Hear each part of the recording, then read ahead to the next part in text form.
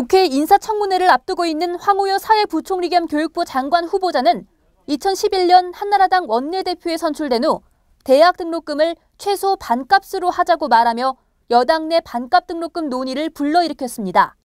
하지만 이후 황 후보자는 반값 등록금 대신 등록금 인하 완화 방안 용어를 사용하자고 말하며 반값 등록금 거짓말 논란에 휩싸였습니다.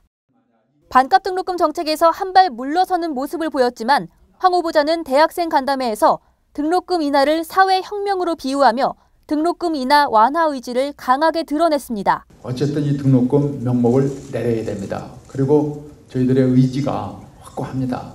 제 생각은 그렇습니다. 이것이 사회의 혁명입니다.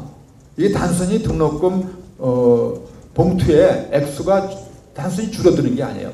엄청난 철학적인 의미가 있어요. 저는 오히려 그걸 노리는 겁니다. 우리 사회가 바뀌어야 된다. 이어 황 후보자는 등록금 부담 완화 등에 대한 한나라당 주최 토론회에서 2006년 지방선거 당시 한나라당이 반값 등록금 공약을 발표한 적이 있었다며 반값 등록금은 한나라당의 주홍 글씨처럼 낙인 찍힌 문제라고 밝혔습니다.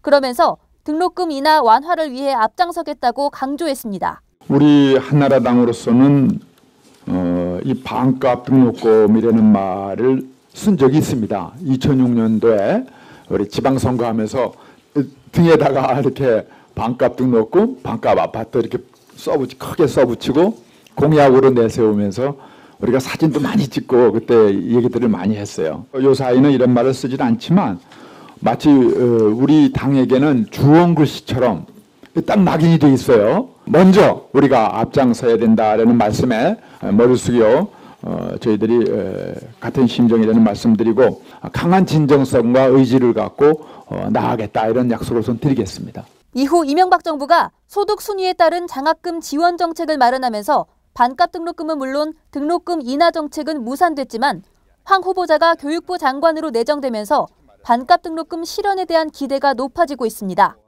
3년이 지난 지금 등록금 문제에 대해 황 후보자는 어떤 입장인지 오마이TV가 직접 찾아가 물었습니다.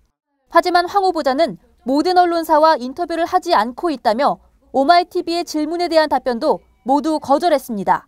네, 인터뷰 안 하려는. 그 반값 등록금 진정성 있는 말씀 되게 많이 하셨더라고요. 그때랑 지금이랑 입장은 뭐. 아주 청문회 때 얘기하는 게 나아. 왜냐하면은 솔직히 말해서 인터뷰가 많이 들어와 있거든.